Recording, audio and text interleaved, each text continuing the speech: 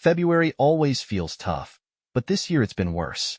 2 weeks of gray skies, 20-degree temperatures, and constant snowfall have made it miserable. I was on the balcony, drinking coffee and smoking, a habit I'd quit when money was tight but picked up again recently. I never smoke around the kids. I don't want them to pick up the habit or be exposed to it. Luckily, they're spending the weekend with their grandparents, giving me a rare chance to relax and reflect. Everyone had been hoping Valentine's Day would break the monotony. It landed on a Thursday. So many took Friday off, leaving the city unusually quiet. Emily, my wife, and I had plans for a romantic night out, but another heavy snowfall ruined those. By mid-afternoon, both of our workplaces closed, and we ended up staying home. Our night became frozen pizza with Sarah and Lucas, our 6- and 4-year-old. The only dancing that happened involved the kids bouncing around, thrilled by the idea of no school the next day. After they went to bed, I handed Emily a glass of wine and apologized. "It's not your fault," she said kindly. "I was excited too, but this is still nice." She had sewn a new gown for the occasion but hadn't shown it to me. She always keeps her creations a surprise. As we sat by the fire, I noticed the diamond ring I gave her 10 years ago sparkling, and I was reminded of how far we'd come. "Thanks for saying yes. I love you," I told her softly. "I love you too," she replied, raising her glass for a toast. We sat quietly for a while, enjoying each other's company. After a bit, I admitted, "I've been in a lousy mood lately. February's getting to me." "I get it," Emily said, nodding. "I felt the same."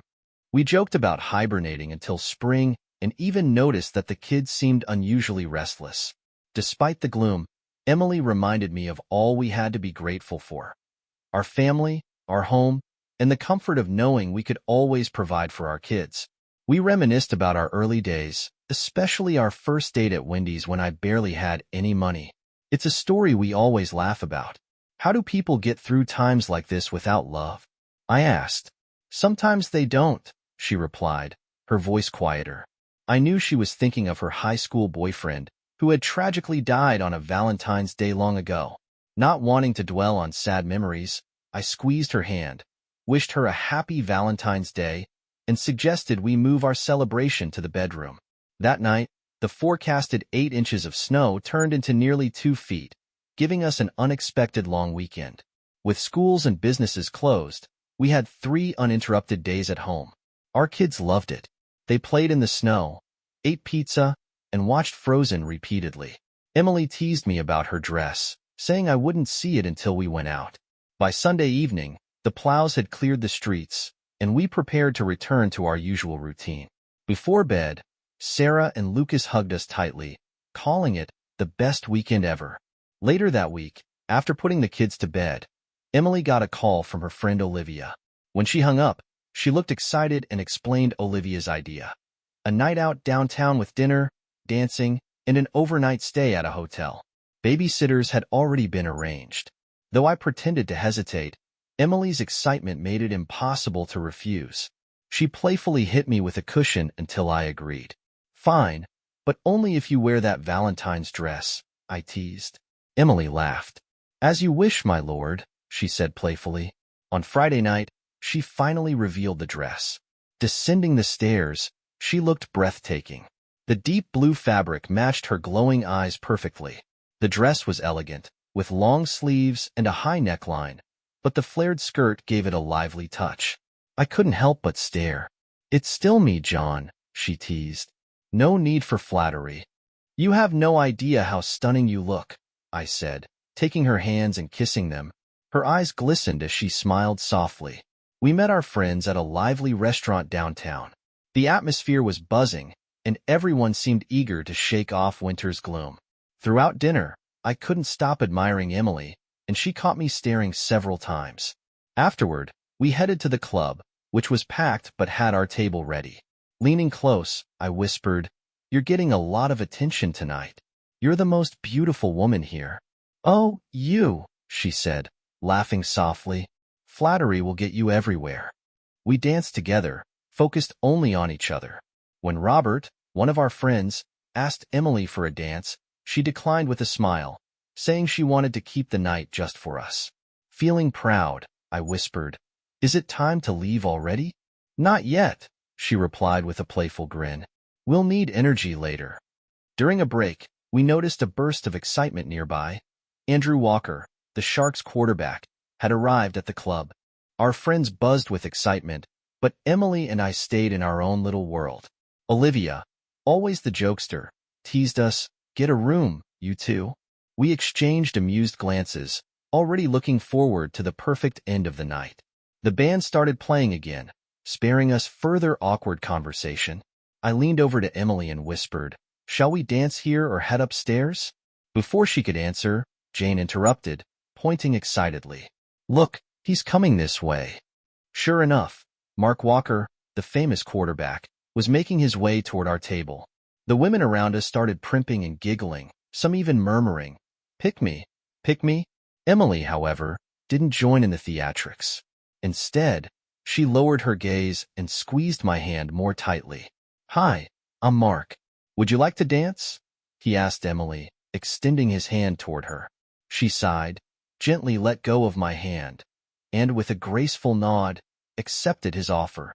Without sparing me a glance, she rose and followed him to the dance floor. I sat there, dumbfounded. Robert leaned over and teased, "I thought she was only dancing with you tonight." "Yeah, me too," I muttered under my breath, trying to mask how unsettled I felt. "Relax, John. It's just a dance," Jane said, attempting to reassure me, though it didn't help. I couldn't take my eyes off them as they danced. Mark moved with effortless confidence, and it was obvious Emily was enjoying herself. Despite Olivia's attempts to distract me with conversation, my attention remained fixed on the two of them. The next song was a slow one, and I watched as Emily melted into Mark's arms, smiling at something he whispered to her. Though they danced appropriately, the sight still stung. As the second slow song began, I noticed the bandleader casting glances their way. Mark seemed smug, which only fueled my desire to put an end to it. I started to stand, ready to cut in, but Jane reached over and stopped me. "Give her this moment. Don't ruin her mood," she said quietly. Reluctantly, I sat back down, my heart heavy. The song eventually ended, and Mark escorted Emily back toward our table. They exchanged polite smiles but didn't touch as they parted. As Emily approached, her radiant smile faltered when our eyes met. It was clear she sensed my frustration. I took her hand as she sat beside me and whispered, "I keep telling you, you're the most attractive woman here. Maybe it's time to head to our room for the next dance." Emily's eyes widened, and I noticed her hand tremble slightly. She quickly looked away. "Sorry, everyone. I need to use the bathroom. Emily, will you come with me?" Olivia said loudly, interrupting the tension. Emily gave me an apologetic look and said softly, "I'm sorry, John. I could use a refresher too." Then she left with Olivia, disappearing into the crowd. The conversation at the table shifted to the age-old question of why women never go to the bathroom alone. I tried to focus on the chatter, but my mind remained on Emily. After a few minutes, Olivia returned alone. Alarm bells went off in my head. "Where's Emily? Is she okay?" I asked, trying to keep my voice steady. "Relax, John," Olivia said with a calm smile. "Emily's fine. She just has something to take care of. Don't worry, she's a grown woman." I didn't feel reassured. Several more minutes passed, and when Emily still didn't return, my patience wore thin. I grabbed an empty plate as an excuse and headed to the bar. Approaching a female bartender, I said, "My wife went to the bathroom about 15 minutes ago and hasn't come back. Could you check on her? She's prone to reactions from spicy food. Her name's Emily. Here's a picture." I showed her a photo on my phone. The bartender looked concerned and was about to help when Olivia suddenly appeared beside me. "She's fine. You don't need to check," Olivia said smoothly, sliding a $5 bill onto the counter. The bartender shot me a sympathetic glance before stepping away. "What's going on, Olivia? Why did Emily go with you if she wasn't going to the bathroom?" I asked, growing more confused by the second. Olivia sighed, her expression shifting to something more serious. "John, let's talk somewhere private," she said, guiding me to a darker corner of the bar. Once there, she met my gaze and said quietly, "John, Emily loves you and the kids more than anything. But tonight, she's with Mark. I felt as if the ground had been ripped out from under me. My mind swirled with images of Emily in her elegant blue dress, her radiant smile at dinner, and how happy she'd seemed tonight. So, on our special night, she dumps me for some jock? I growled, my voice low but filled with anger. John, she hasn't left you. She'll be home tomorrow, and you'll have plenty more special nights together, Olivia said gently, trying to calm me down. She didn't even have the decency to tell me to my face. She slipped out like a coward, and you helped her, I said, my anger rising. Olivia shook her head. Listen, John, she didn't leave you. She loves you, and she'll come home to you.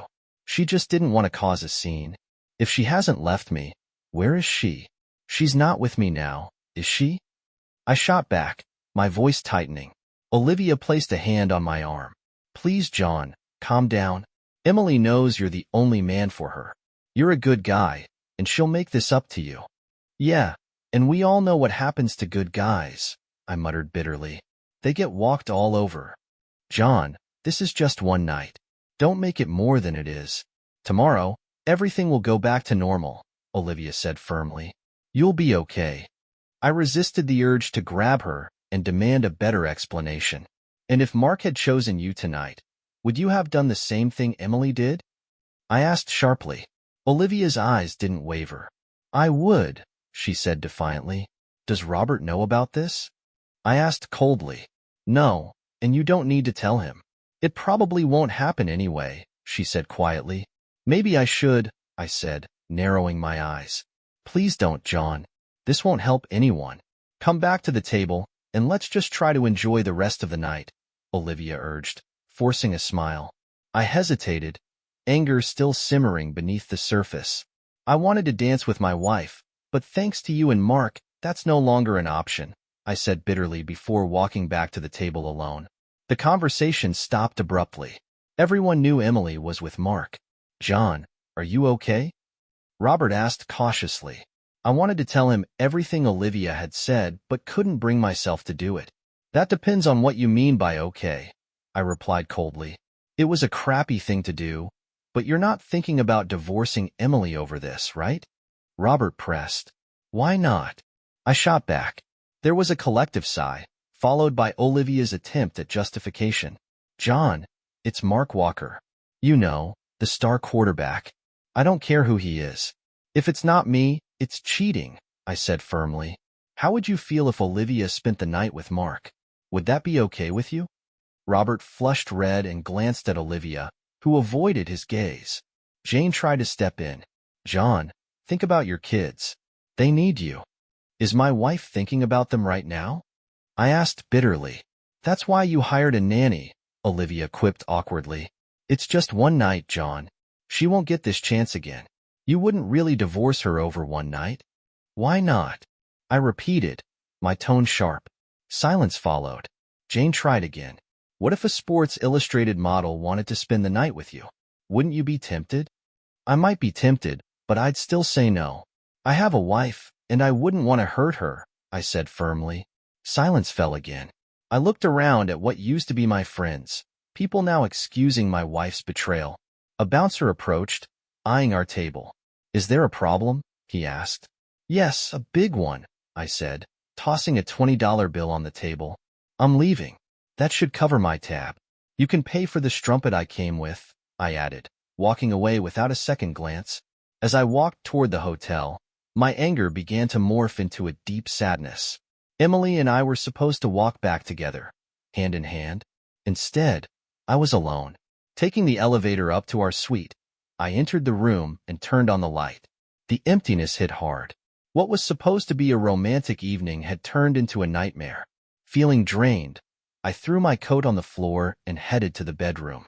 On the bed, 2 Godiva chocolate bars lay on the pillows, a thoughtful touch from the hotel, but between them was unfamiliar underwear. My stomach twisted at the sight. I imagined Emily putting them on for Mark, the way she once did for me. Now, she had given herself to someone else. To Mark, she was probably just another conquest. But to me, she was my wife, my lover, my best friend, and she had let him take her without hesitation. It felt as though she believed he had more right to her than I did after nearly a decade of marriage. "It's just one night," Olivia had said, but I knew better. What would Mark leave in her heart and mind?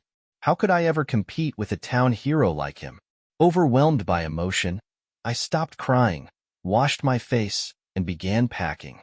I threw the underwear in the trash, gathered our belongings, and went down to check out. At the front desk, the clerk noticed something was off.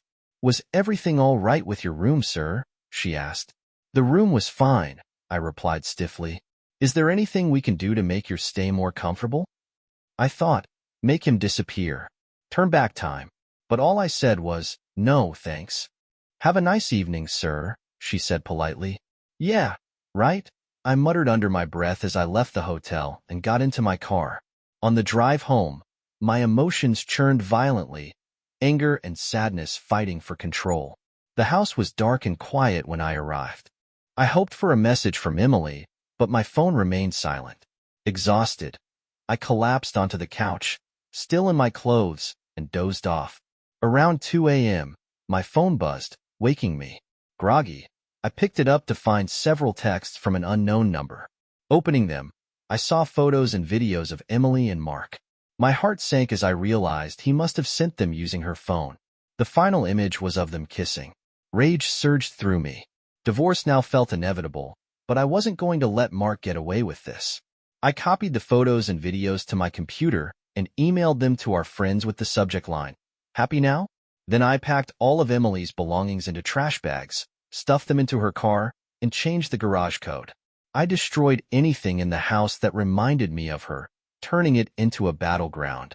My wedding ring? I flushed it down the toilet. By the time I sat down with a cup of coffee, the morning paper had arrived. I picked it up, barely paying attention, until I saw the headline. Who is Mark Walker's new girlfriend? The article featured photos of Emily and Mark leaving the club, including one of them kissing before she got into his Jaguar. My humiliation was now public. I sent the article link to our friends with the subject line, "Screw you all to hell." Seeing that it was now 5:30 a.m., I decided to call Emily's mother, knowing she'd be awake making breakfast. "Hi, John. Is everything okay?" she asked warmly. "No, Mom," I said, using the title I always called her. "We got along well, and I treated her and Charles like my own parents." "What's wrong? Is it the kids?" she asked, sounding concerned. "No, but have you seen today's paper?" I asked. "Not yet. Charles is reading it over coffee." "Why?" "Well, he might want to skip the sports section. There's an article on Mark Walker he probably won't like." "Charles thinks highly of Mark," she said, puzzled. "Maybe not after this. Emily left me at the club last night and was seen getting into his car." "Oh my God," she gasped. "Where's Emily now?" "Still with him, as far as I know." "She stayed the night with him?" she asked, shocked. "Yes. I don't know when, or if, she'll come back, but she can't stay here anymore. She'll need a place to go." "I'm so sorry, John." "Of course, she can stay here if needed." "What about the kids?" "They're still with the babysitter. I might ask my parents to watch them for the rest of the weekend." "Let me know if I can help," she said gently. "Thanks, Mom." Ending the call, I sat down, another idea forming in my mind. I logged into Emily's Facebook account and posted the article link with the caption, "Guess what? I made it to the front page of the sports section. Went on a date with my lame husband, then spent the night with a real stud. Lucky me." I emailed the reporter who wrote the article, explaining the situation and attaching a video of Mark saying he planned to entertain Emily again. I left my contact information and hit send. At 8 a.m., I called Mrs. Wilson to ask if my parents could pick up the kids. "Have you seen the sports section?" she asked. "Yes," I confirmed. "Was that really Emily?" she asked hesitantly. "Unfortunately, yes. Please don't mention it to the kids yet." "I understand. I'm so sorry, John. You don't deserve this," she said sympathetically. "Thanks," I replied, ending the call. I immediately called my mom. "John, is everything okay?" "Your father just read the paper," she said, sounding concerned. "Yeah, Mom. Can you and Dad pick up the kids from Mrs. Wilson's house? They should stay with you for the weekend." "Of course, son. What are you going to do?" she asked. Unleash hell. Think of the kids first, okay? They're the most important thing in your life right now. I know, Mom. Thanks for the reminder, I said, hanging up and pouring myself a cup of coffee. At 9:30, my phone rang. It was Olivia. What? I barked. John, it's Olivia. I saw the paper and wanted to apologize. I didn't know it would get this bad, she said nervously. What did you expect? My wife left with a star quarterback. Of course, someone noticed. And it's worse than you think. What do you mean? She asked. Check Emily's Facebook page, I snapped. All the answers are there. I hope you're happy. I ended the call before she could respond. A few minutes later, Jane called, clearly upset. John, I saw the photos and video. I never thought he'd actually do something like that. Are you surprised he entertained my wife, or that he sent me proof? I asked sharply. Both, she admitted. What do you think I'm going to do? Now say goodbye and leave me alone, I said, ending the call. I tried to finish my coffee, but the phone rang again. This time, it was a number I didn't recognize. I answered reluctantly. Mr. Carlyle? This is Claire Evans from the Daily Record. I received your email and the video. Is your wife the same woman seen with Mark Walker last night? She asked. Yes, that's her with the idiot. Who? That's what I call him, I said bluntly. And you're planning to divorce her over this? She asked. Absolutely. You mentioned other photos and videos. Would you be willing to meet to discuss this further? Sure, but I want to wait until she's back. She's not home yet? No. Okay. Call me when you're ready to meet, she said before ending the conversation. Curious, I checked Emily's Facebook page. The comments were split. Some supportive, others harsh, calling her promiscuous and saying they'd never tolerate such behavior. I noticed her friend count had dropped, and I chuckled bitterly. Around 11 a.m., I saw a Jaguar pulling away from the house. Moments later, Emily walked in. John, it's me, she announced casually, pulling her key from the lock. I'm home. Why is my car parked in the driveway and not in the garage? And what's all that stuff in it? Her eyes widened when she noticed me at the table, looking disheveled. She scanned the wrecked house, her face turning pale. Oh my God. What happened? Everything's destroyed. Our wedding portrait, my vase, our glasses, and what's that smell? I finished what you started last night, I said flatly. Did you sleep at all? She asked. Why do you care? I snapped. Look, I'm really sorry about last night, but I'm here now. I'm still your wife. I shook my head as she leaned in to kiss my cheek. I stopped her. Don't touch me. She looked startled. John, I'm still your wife. No, you're not. Not anymore. That's what the paper and everyone online are saying, thanks to your idiot friend. I shoved the newspaper at her, showing her the spread with photos of her and Mark. Oh no. How did they get those pictures? I'm not his girlfriend, no matter what they say. It doesn't matter. You had your fun, and now we're done. Let me use the bathroom first, and then we can talk, she said, heading toward the bathroom. I followed her. When she saw the mess in the toilet, she recoiled. Is that your wedding ring? She asked, horrified. Yes. Since you trashed our marriage, I made it official. I grabbed her left hand and inspected her rings. What are you doing? She asked, panicked. What's that? I asked, pointing to a dried stain on her ring. I don't know, she said weakly. Nonsense. I pulled up a video on my phone showing Mark smearing something on her rings. Her face turned white. Not only did you humiliate me in front of the whole town, but you also defiled our wedding rings, I said angrily, yanking them off her finger. What are you doing? She shrieked as I threw the rings into the toilet and flushed. She screamed, her eyes wide. My rings. How could you? You have to give them back? No. How could you? I loved you faithfully for over a decade, and this is what I get in return? Screw you. It was just one night, she protested. We have the rest of our lives ahead of us. I showed her the video of Mark saying he planned to keep entertaining her. Was he telling the truth? Do you want to continue this in our bed while I watch? It may have come up, but I didn't think he was serious. It was just pillow talk, she said, trembling. Pillow talk? Like this? I asked, playing another clip of their conversation. She shook her head. John, it wasn't serious. It was serious enough to destroy our marriage, I said coldly. Like this? I asked, showing Emily the video again. That's not what I meant, she whispered, shaking her head. Well, I'm serious, I said coldly. Get out and tell your lover that if he steps inside this house, I'll deal with him myself. Now leave before I throw you out. But I live here too, she protested. Not anymore. I'm getting a divorce. Your stuff is in the car, and your mother is waiting for you. You're dead to me. I don't want to see your face again. Now get out. What about the children? She exclaimed. What about them? You didn't care about them or me when you left with him, I spat. That's not true. And stop calling him that. Screw you. Oh wait, he already did. He knew you were married and didn't care, and now you're defending him? Get out of my sight. You make me sick. Emily recoiled, tears streaming down her face. She ran down the stairs, sobbing. I followed, grabbed her purse, took out her house key, and tossed it at her. Don't do this, she begged. I love you. I hate you. Now get out. Shivering and crying, she walked out, wiping tears from her face as she drove away. Exhausted, I collapsed onto the couch and fell asleep. When I woke up in the afternoon, I showered, then called Claire. Good afternoon, Mr. Smith, she answered. Hi, Claire. It's John. Is it too late to meet today? Not at all. Where would you like to meet? Sherry's by the mall. It's quiet. Sounds good.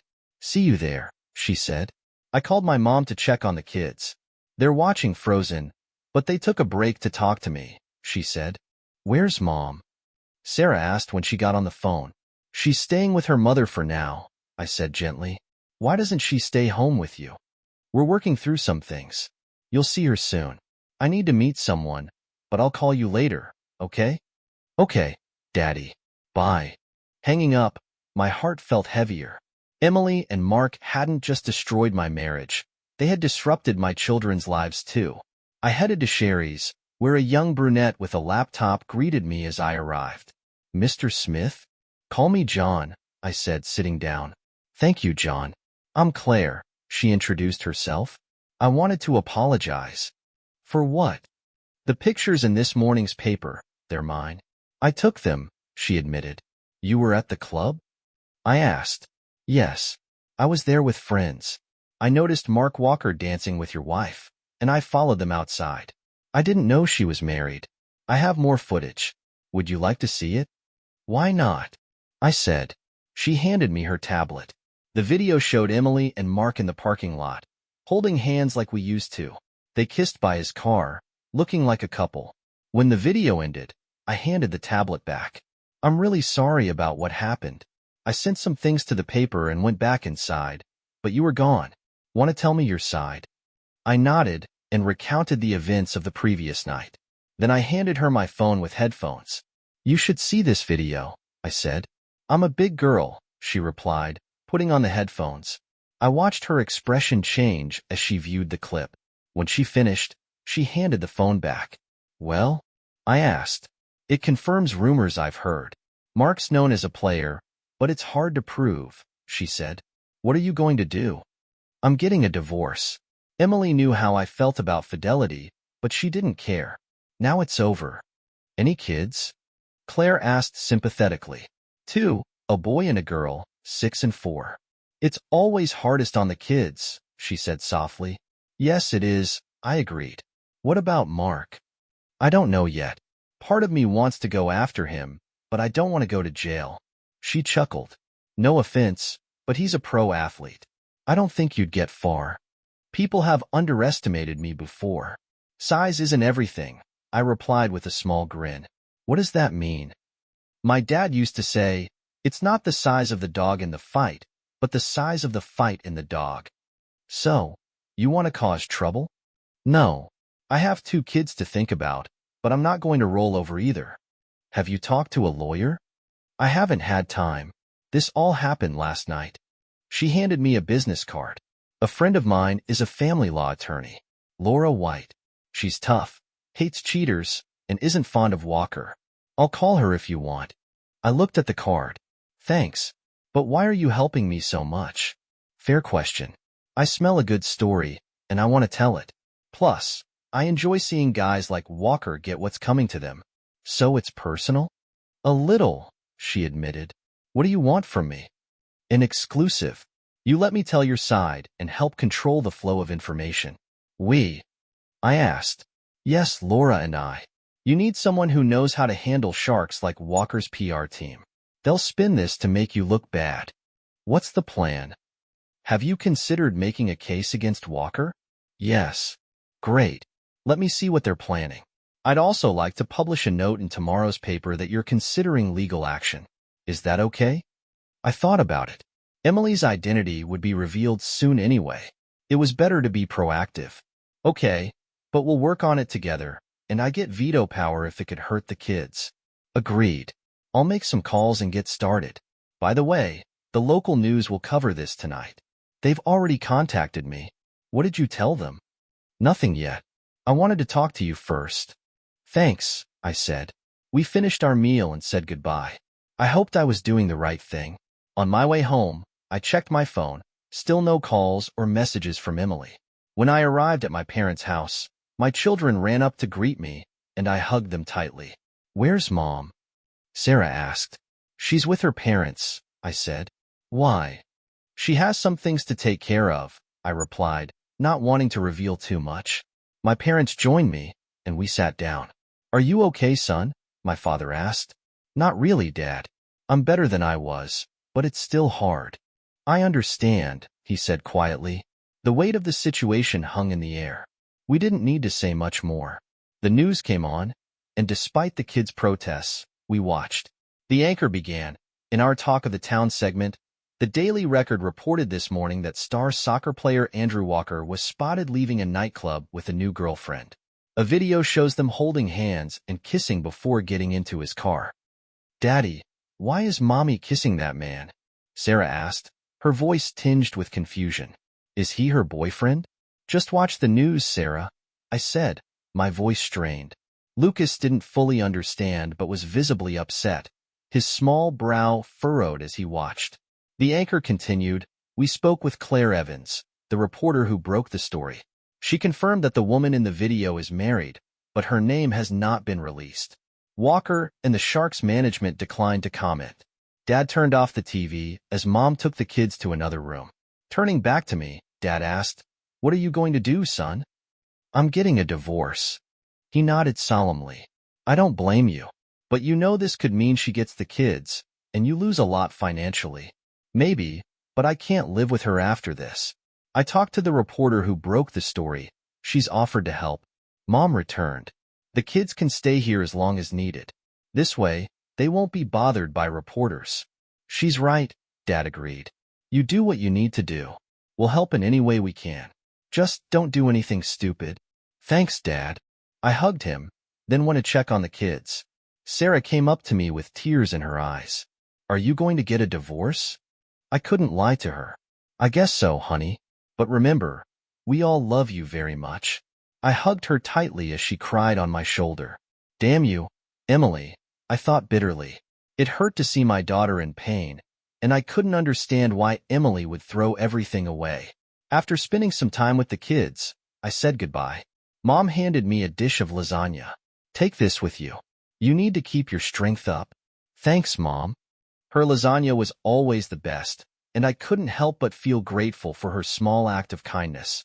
When I got home, I put the lasagna in the fridge and checked Emily's Facebook page. The post had gone viral, viewed by over 500,000 people, with mostly negative comments. She had lost nearly 3/4 of her friends. Some of the comments were vicious, calling her promiscuous and hateful, while others were sympathetic toward me. I smirked bitterly and shut down the computer. A part of me felt a strange satisfaction, but it wasn't enough to erase the emptiness I felt. I had just finished cleaning up and was about to heat the lasagna when the doorbell rang. Great, I thought, checking the peephole. It was Olivia and Robert. What the hell do they want? I opened the door slightly. What the hell do you want? I growled. They both jumped. Can we talk, John?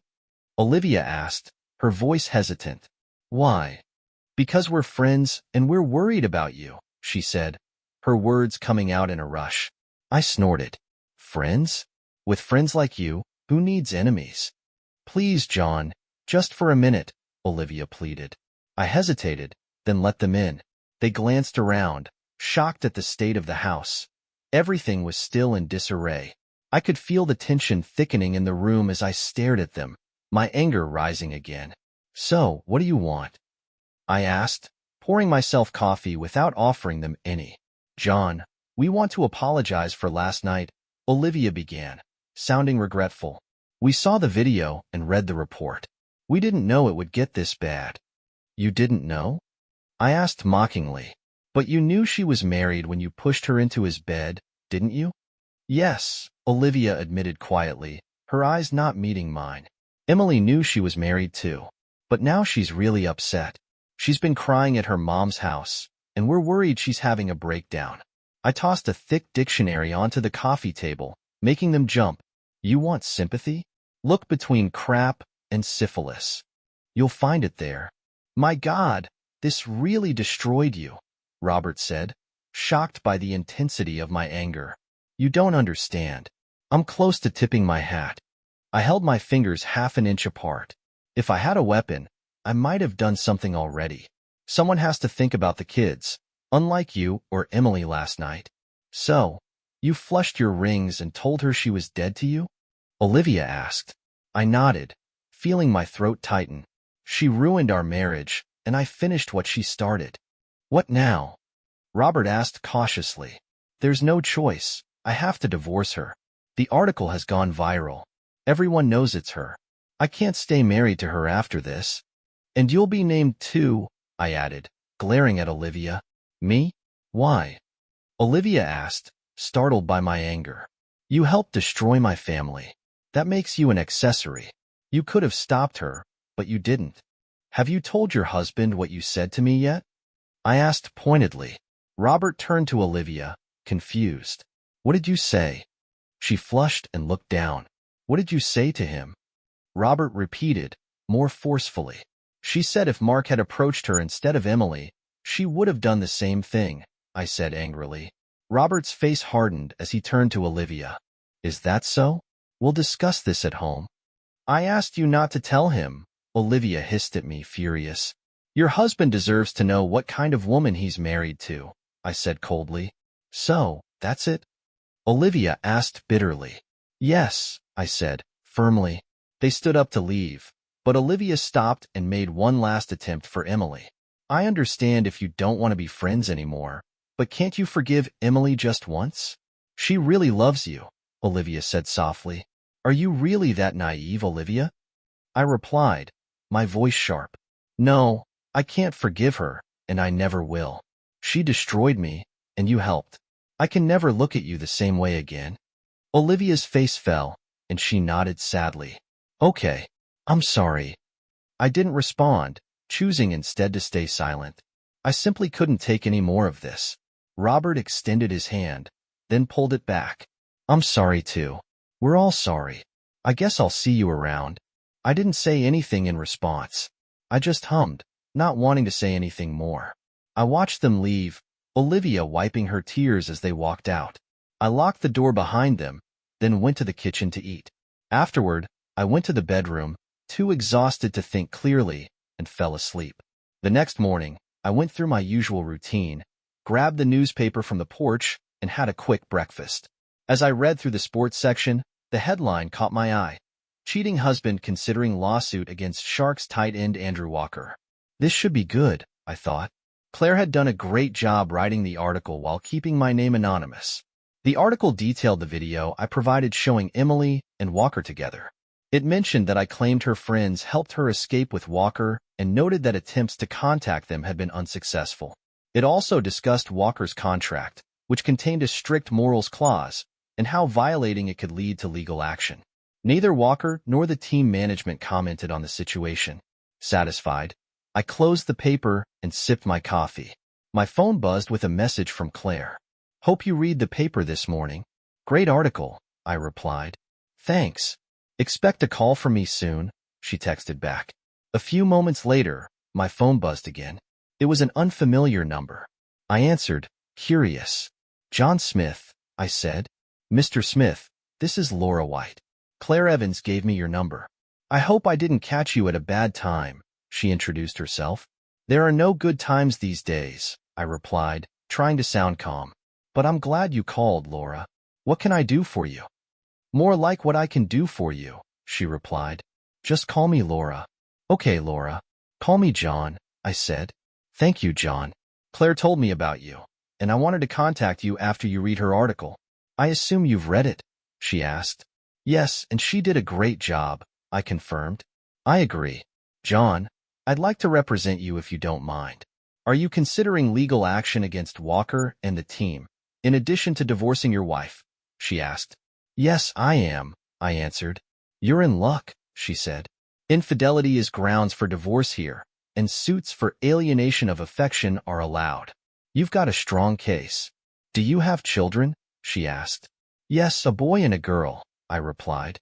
Will you seek custody? She continued. Absolutely, I said firmly. It might be complicated, but I'll fight for it. I'd like to start your case today. Can you meet at my office tomorrow at 8 o'clock? She proposed. Yes, I can. What about the fee?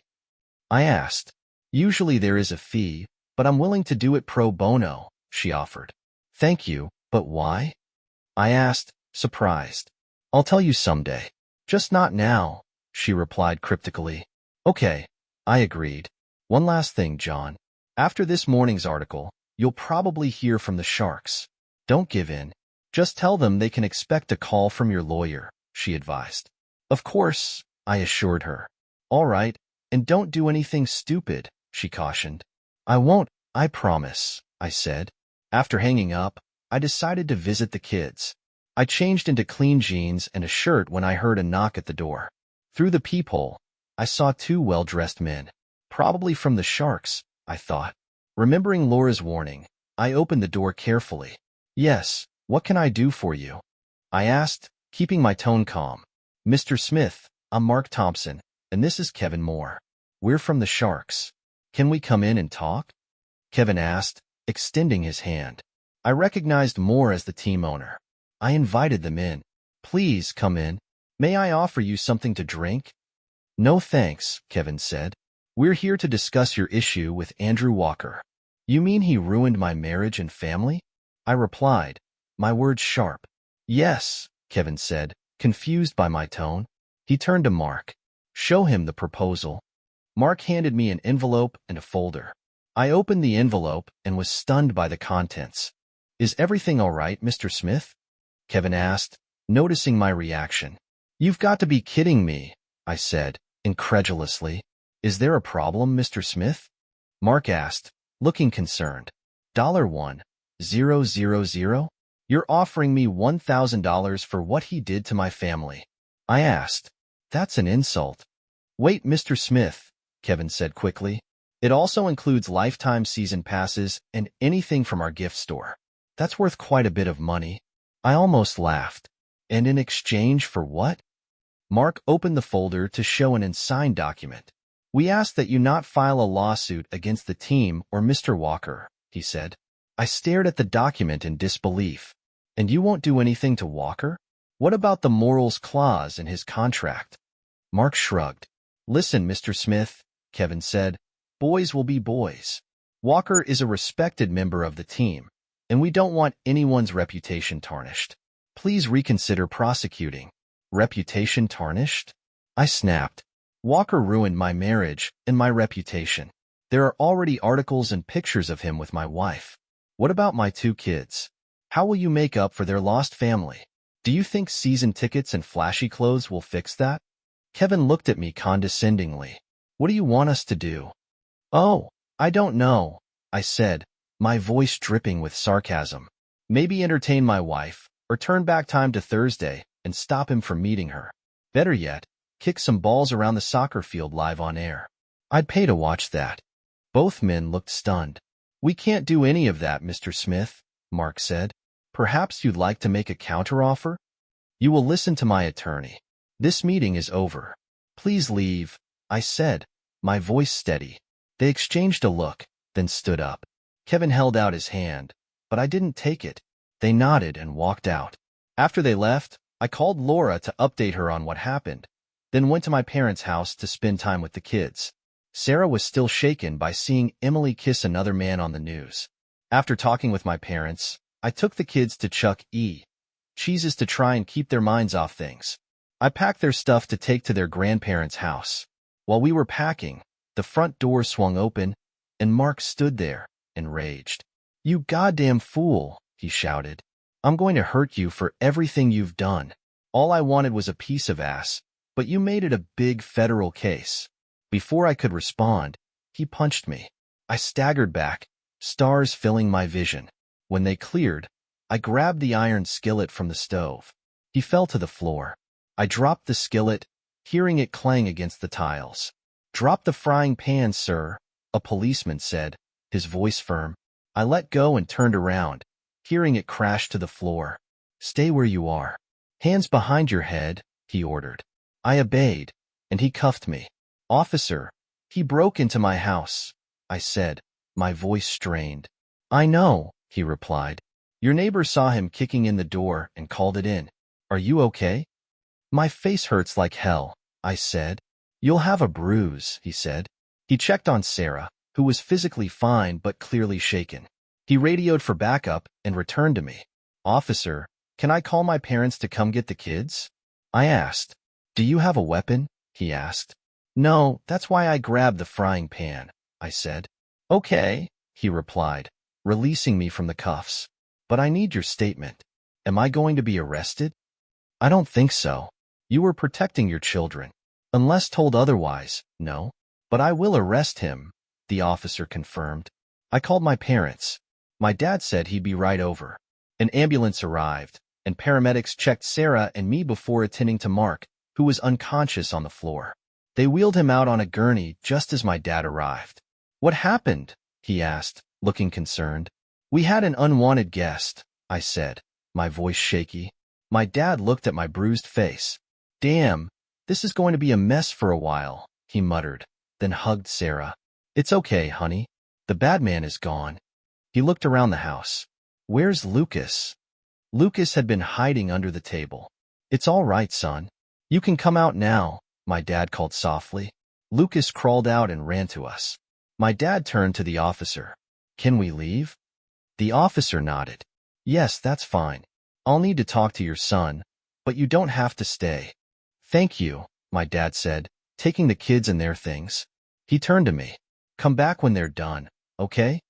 "I will, Dad." "Thank you," I said. I hugged and kissed the kids goodbye, telling them I'd see them soon. I sat on the couch as the officer took my statement. I couldn't believe it had all happened so quickly. "Good thing your neighbor called in time," the officer said. "I was only a couple of blocks away. I've been following the Walker story." "Was that your wife he was seen with?" the officer asked. I nodded. "Yes." "I'm sorry to hear that," he said, his tone sympathetic. He handed me a card. "Feel free to call if you need someone to talk to." "Thank you, officer." "I appreciate it," I replied. After shaking my hand, he left, and I was left alone in the front room, staring at the damaged front door. Ben, my neighbor who had called the police, came over. "Are you all right, John?" he asked. "I am now. Thanks for calling the cops." "No problem." I saw him kick in the door while I was out front with the lawnmower. Ben looked at me, a hint of amusement in his voice. "What did you do to him?" "Cleaned his clock with a frying pan," I said with a dry smile. Ben laughed. "Remind me never to piss you off." He glanced at the door. "It wasn't locked, was it?" "No, just the security screen," I said. He was too angry to try the knob. "We can close the door, but the jamb is shot." "I'll get a drill and screws to help secure it," Ben offered. "That would be great, Ben." "Thanks." With his help, we managed to close the door and bolt it, since the jamb was damaged. The deadbolt was still usable, which made it easier. "That'll do it," Ben said. "Let me know when you get a replacement, and I'll help you install it." "Thanks again," I said, feeling a bit more secure. I made a couple of calls, one to Laura and one to Claire. Laura wasn't thrilled about the frying pan incident, but she was glad I wasn't in jail. She was amused that Walker had ended up in the hospital and would be arrested. Claire told me she had heard the call on the police scanner and had already spoken to the police reporter. You know I can't keep you anonymous anymore, she said. It'll be in the police report. I know, I replied. We talked for a bit longer, and she warned me that everyone would be talking about this now. Stay tuned, she said. This is going to be big. After we hung up, I went upstairs to shower. When I saw the black and blue marks on my face in the mirror, I called my boss and explained the situation, asking for a few days off. Crap, you had a hell of a weekend, my boss said. Take a week to sort things out. Thanks, I replied. When I hung up, I went to see my parents and the kids. I wasn't expecting Emily to show up, but when I arrived, she was there. We met on the walkway to the front door, and she looked shocked. Oh my God, are you okay? She asked, her voice trembling. It's a little late to worry about my well-being, I said with sarcasm. You want to know what happened? Your lover happened. He came to the house to pick a fight. Did you hurt him? She asked, her voice trembling. Please don't tell me you hurt him. He's in the hospital and frankly, I don't care about his condition, I said coldly. He's in police custody. Now, why are you here? I came to see my kids, she replied softly. I miss them. You mean since the night you abandoned us for him? I shot back. It's been 36 hours, and now you're thinking about them? Please, don't call him that, she said, pleading. He ruined our marriage, Emily, and you helped him, I said, my anger rising. You didn't think about me or the kids. He ruined our family, and you defended him. I walked into the house, and she followed me. The kids, huddled near my mother, looked terrified, and Sarah shot Emily a disgusted glance. What do you want? I asked, my patience wearing thin. I want to see my children, Emily said, her voice quiet but pleading. Lucas clung to my mother, his little face filled with fear. Sarah turned to my mother, her expression full of disgust. Why did you kiss that man, Mommy? Sarah asked, her voice shaking. What man? Emily asked, confused. That man, Sarah said, pointing to the TV. The news anchor's voice blared out. This just in. Sharks tight end Mark Walker faces multiple charges after allegedly kicking in a woman's door and assaulting her husband. The husband defended his home with a cast-iron skillet. The police report confirms Walker is in the hospital with serious injuries. The anchor continued. Charges will be filed once his condition improves. Sharks management has suspended him pending the investigation. The camera cut to Mark and Kevin at a press conference. We regret to report that Mark Walker is in the hospital with serious injuries, Kevin said. We apologize to the family he allegedly assaulted. We reached out to the husband with a reasonable offer, which he declined. A reporter asked, how do you respond to the charges? The charges include breaking and entering, assault, and battery, Kevin said. We have no comment at this time.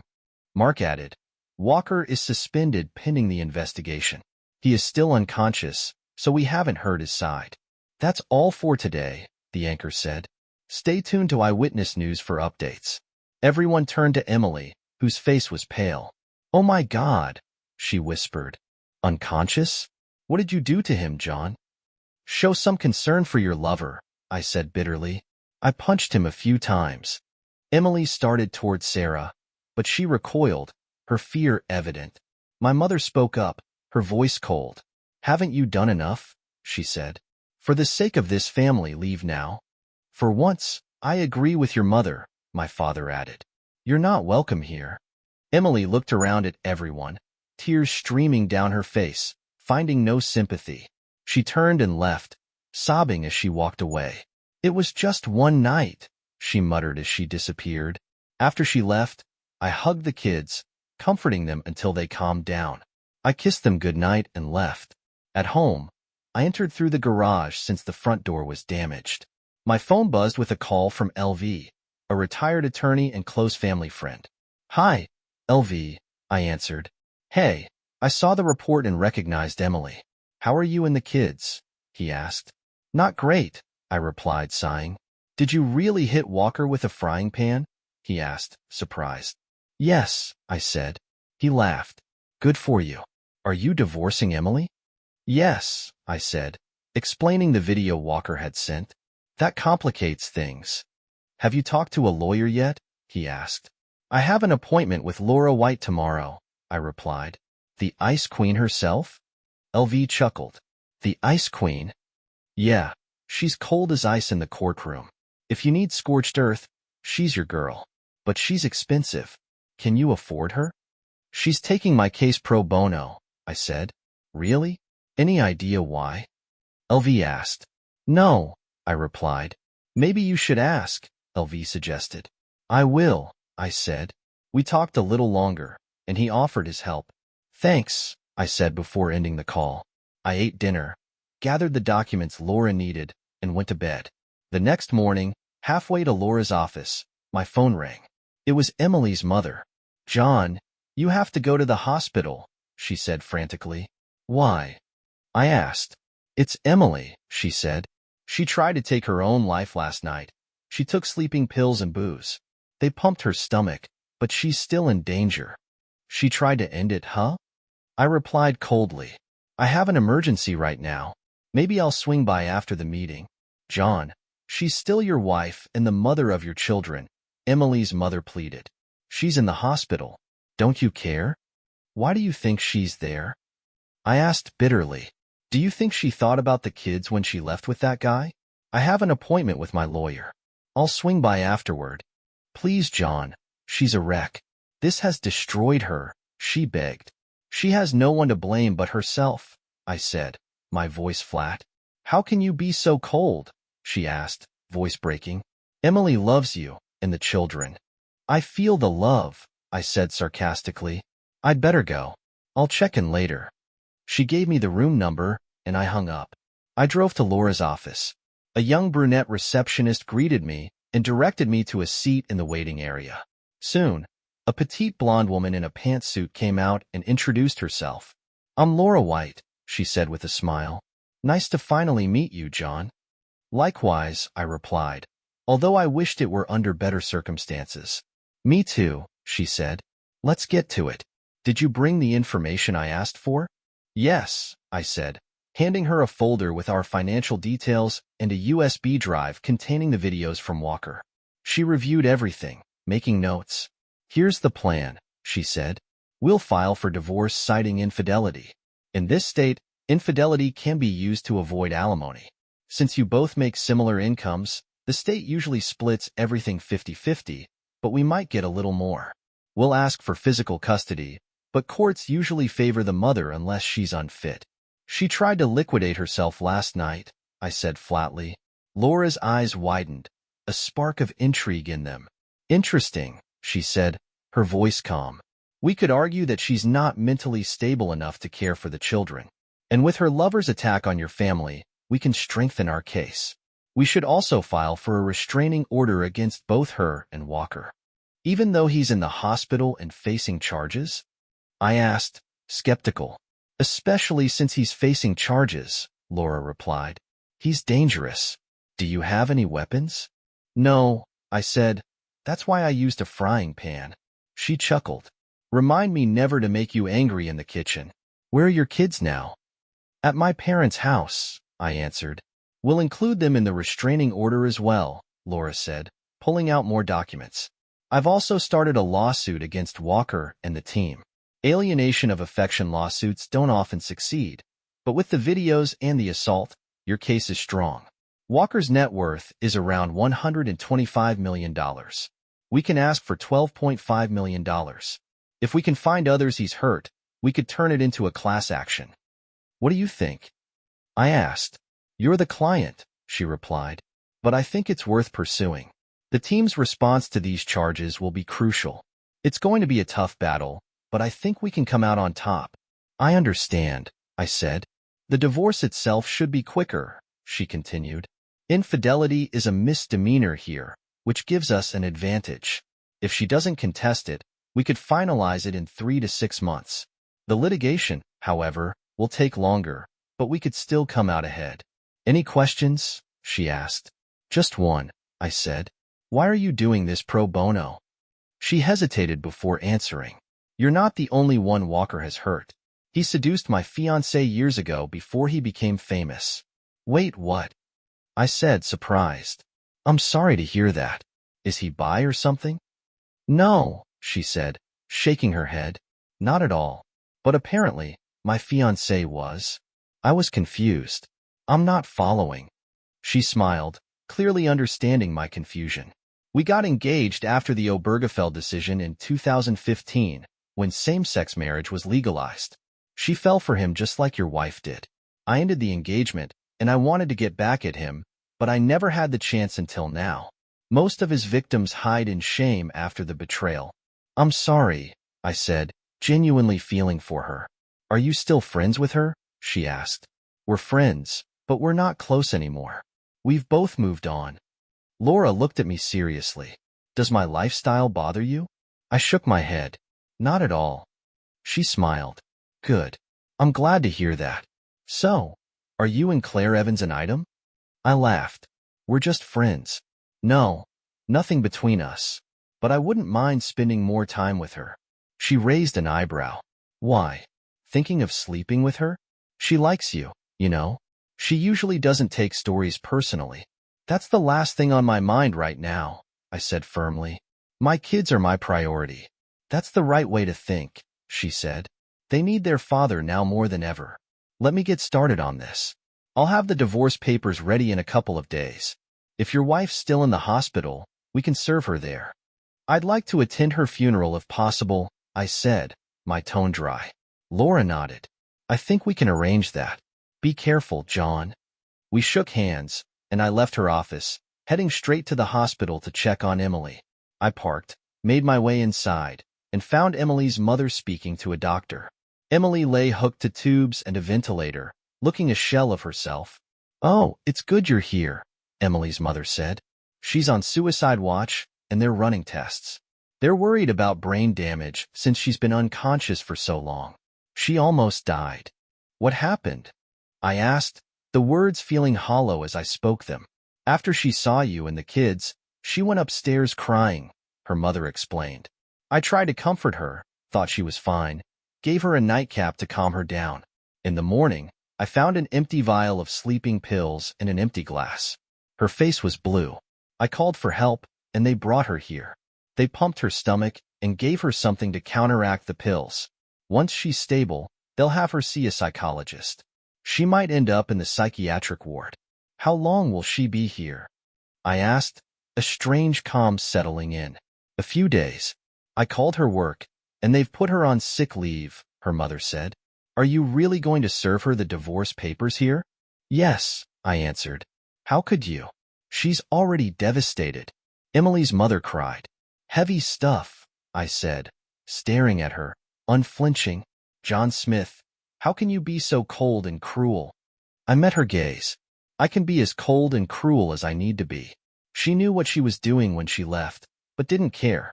Now, she'll face the consequences.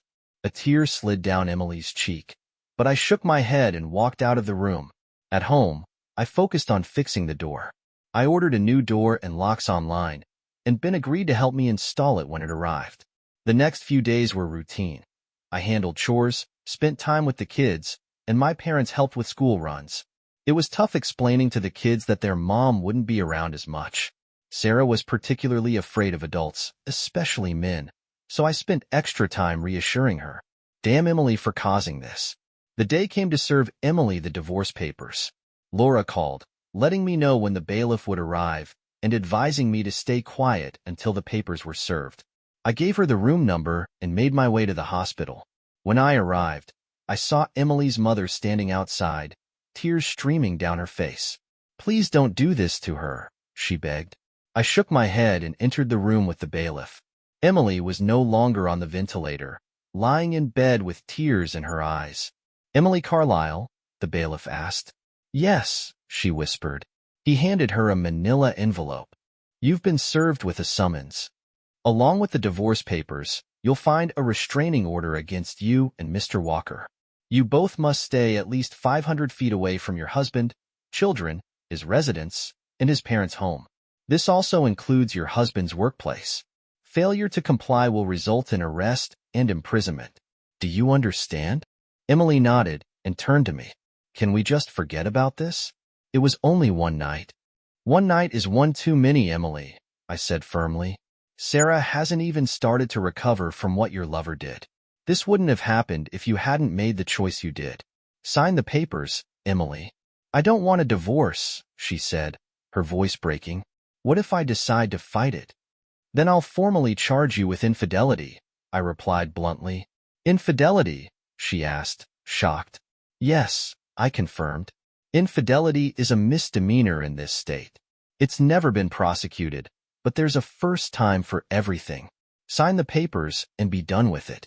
We're asking for half of what's in the bank, I continued. I'm asking for guardianship since you're clearly unable to care for yourself. Once the doctor clears you, you can see the kids if they want to see you. Right now, they don't. We're asking for minimal child support. You get what's yours, I get the house. It's fair. Can I at least see them before I sign? She asked quietly. Of course, I replied, my voice softer than I felt. She read through the papers, tears streaming down her face. After a few moments, she sighed and asked for a pen. The process server handed it to her, and she signed the papers. He witnessed it, took them from her, and said, I'll give these to Miss White. Have a good day. As the server left, Emily looked at me, her tears falling freely. Is there no way we can forget this? I didn't mean to hurt you. It just happened. You wanted to hurt me, I said coldly. You left with him without hesitation. You didn't even look back at me. I can't forget what you did. She cried harder, pleading, I'm sorry, John. Will you ever forgive me? I shook my head. No, maybe in a few years, but not now. What you did will never leave me. I'm so sorry, she sobbed. Normally, I would have comforted her, but I felt nothing. She was a stranger to me now. Yeah, I muttered. Me too. I turned and left the room, leaving her behind. The next few months were difficult. The kids and I adjusted to life without Emily, trying to find a new routine. Learning everything Emily used to do was tough, but with Mom's help, I managed. Over time, the kids didn't miss their mom as much. Sarah went to counseling, which helped tremendously. Emily made a few more attempts to end her life, but was saved each time by her mother. After the third attempt, she was declared incompetent and placed in a state-run psychiatric facility. Now, she spends her days almost catatonic, eating, sleeping, and occasionally daydreaming in her room. I cut ties with our old circle of friends. Olivia had a meltdown when served with papers, but I didn't expect anything from her. I wanted her to understand how her inaction had contributed to the destruction of our lives. A few months later, Robert told me they were divorcing because Olivia had done the same thing as Emily. Now I know what you've been through, he said, sincerely. I'm so sorry this happened to you. Although I didn't get as much as I had hoped, I received enough money to cover both kids' college expenses and more. I also got lifetime season tickets. Walker was fired from his team and sentenced to 8 to 15 years in prison for his crimes. We filed 2 lawsuits against him, and over 50 men came forward, claiming he had ruined their marriages. Laura organized a class action lawsuit, which was approved by the court. She assured me that Walker would end up penniless. I also sued him for intentional infliction of emotional distress and won $1.5 million in damages. Even though Laura hadn't asked for it, I gave her a percentage for her dedication and hard work. In July, I sold the house, too many painful memories, and moved to a nice 3-bedroom apartment with better security. My focus shifted entirely to the kids. Claire introduced me to her friend Natalie, and we dated for a few months, but I was still cautious after Emily's betrayal. In December, Emily's doctor asked if I could bring the kids to see her for Christmas. He hoped it might help her depression. After discussing it with the kids and her mother, we decided to go. On Christmas Eve, we visited the psychiatric facility. The kids were nervous, but eventually approached Emily, who looked devastated. She perked up when she saw them, giving me a weak smile. "Thank you for bringing them," she said quietly. Most of my anger had turned into sadness by then. The doctor watched as Emily interacted with the children, then approached me. "I'm curious, Mr. Smith," he said. "Can you tell me your side of the story? It might help me understand her better." I told him everything, and he listened thoughtfully. "You haven't considered reconciliation?" he asked. "No," I replied firmly. "What she did was deliberate. She made her choice, and now she has to live with it." Why not help her? He suggested. She wants her family's love. She made her choice, I said. Now she has to live with it. You seem to be holding a grudge, he observed. Wouldn't you be angry if your wife left you without a word? I asked. I understand, he admitted. How long will she be here? I asked. It's hard to say, the doctor replied. She needs to show she can function independently without being a danger to herself or others. She may be here for years. I nodded. We quietly watched Emily with the kids. Eventually, I noticed she was growing tired. She tires easily these days, the doctor said, walking over to her. Emily, it's time for your medication.